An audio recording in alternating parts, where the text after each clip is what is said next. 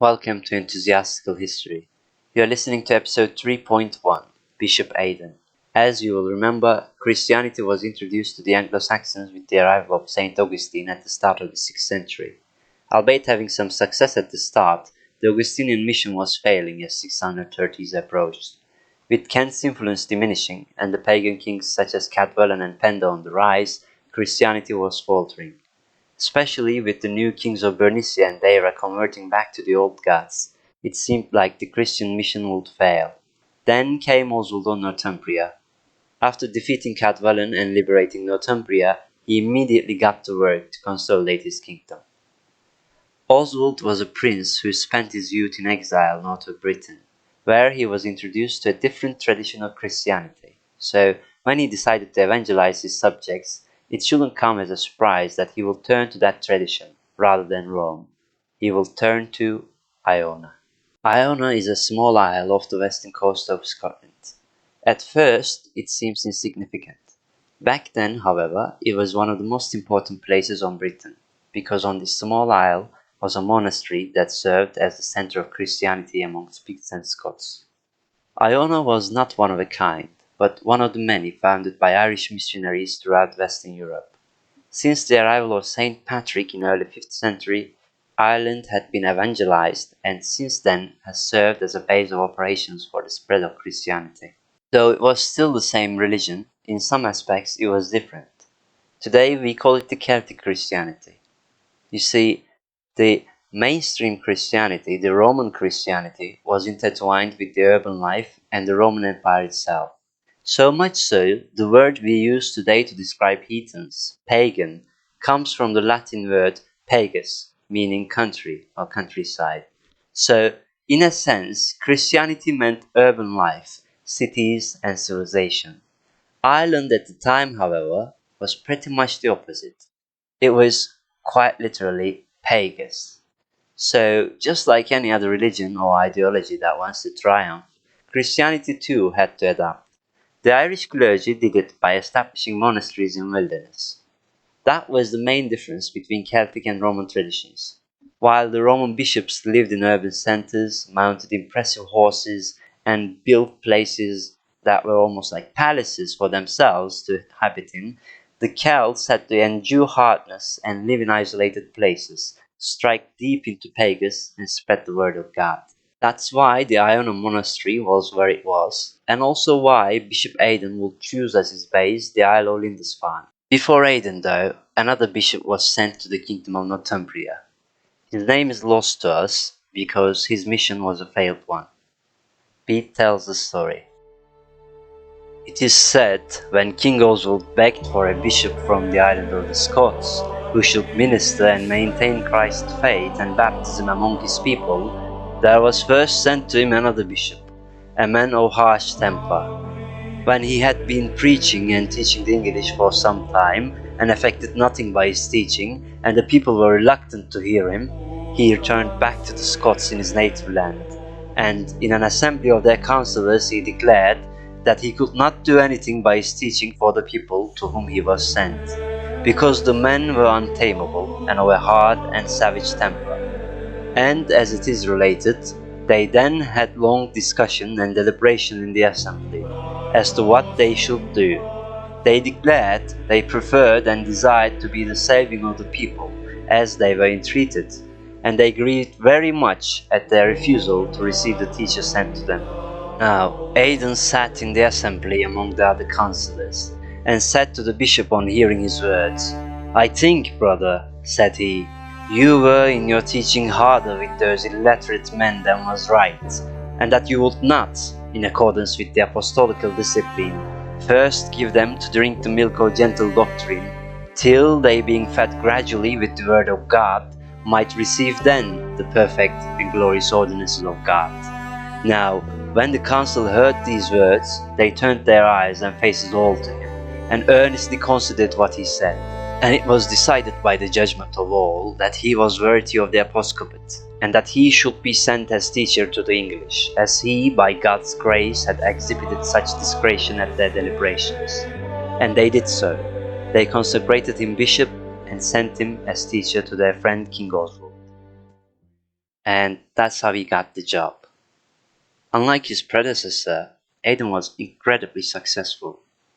So, what he told to the bishop, the previous bishop that is, was that he should have adapted to the circumstances rather than complain and be stubborn. And it is an interesting pattern you will see when reading history. Wherever you look, all the successful men are those who adapt. It's just like swords.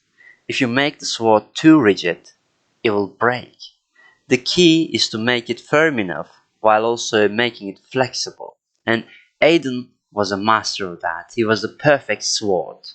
He succeeded where others failed because of his personal qualities. So let's talk a little bit about those qualities, qualities that we could adapt in our daily lives to find success, just as Aidan did. First of all, he was earnest. He wasn't someone who taught one thing and lived another. He encouraged the rich to almsgiving, but didn't refrain from it himself. Quote, and he never would give any money to a sick man, but merely food and entertainment to those who visited him. But rather he either bestowed the gifts and money given him by the rich for the use of the poor. Aidan didn't preach from horseback, he was on foot the whole time. He wasn't this magnificent bishop, this man of God with armed guards and luxurious items. No, he lived like the poor. So, as he was preaching to them, he was one of them. So he was listened to because he was earnest and he was like the poor. He was like the people he preached to. And also, as we see from his advice in the council, unlike his predecessor, Aidan was not rigid.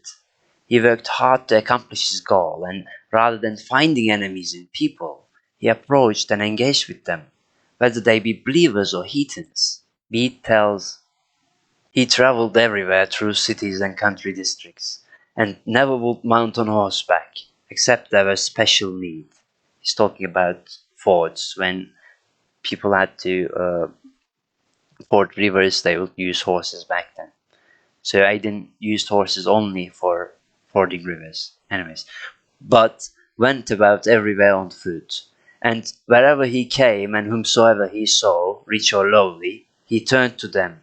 If they were unbelievers, then he invited them to receive the mysteries of Christ's faith. And if they were believers, he confirmed them, exhorting them to continue steadfast in their faith. And by word and deed he stirred them up to almsgiving and the performance of good deeds.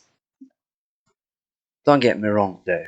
Yes, he was flexible when he needed to be, but he wasn't someone who would bend over in front of the rich or the powerful. No. He did what he thought was right and didn't bend before anybody, not even kings. There's one story that shows what kind of a man he really was, and I will let Bede tell it to you. Quote, he, talking about the Northumbrian king, bestowed and gave his best horse of the finest breed to Bishop Aidan, though the latter was wont to travel more on foot than on horseback, to enable him at any rate to ride over the fords when he came to any river, or in case of need to proceed more rapidly. Now, after a little, when the bishop was on horseback, a poor man met him and begged alms. Then he dismounted at once and ordered the horse to be given to the poor man, along with the royal trappings that were on it. For he was very benevolent and cared for the needy and was, as it were, a father to the poor. On this being reported to the king, he said to the bishop, as they were going to dinner, Sir Bishop, why would you give that royal steed to the poor man, which it was proper for you to keep for yourself?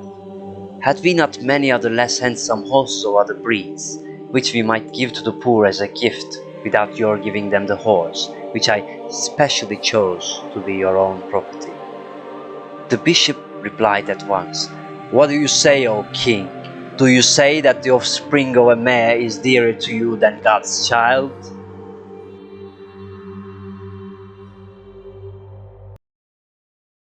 What do you say, O king? Do you say that the offspring of a mare is dearer to you than God's child?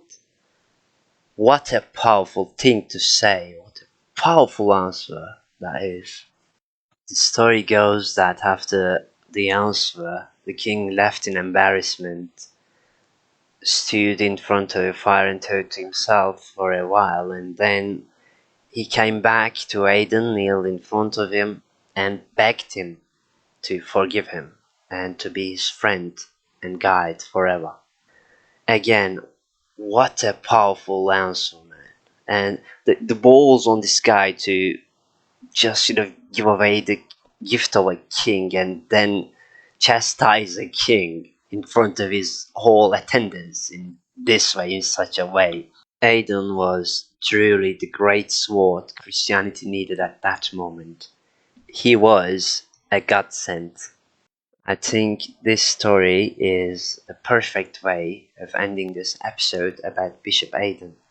In our next bonus episode, we're going to talk about yet another bishop, this time a representative of the other tradition, the mainstream Christianity, the Roman Catholic way.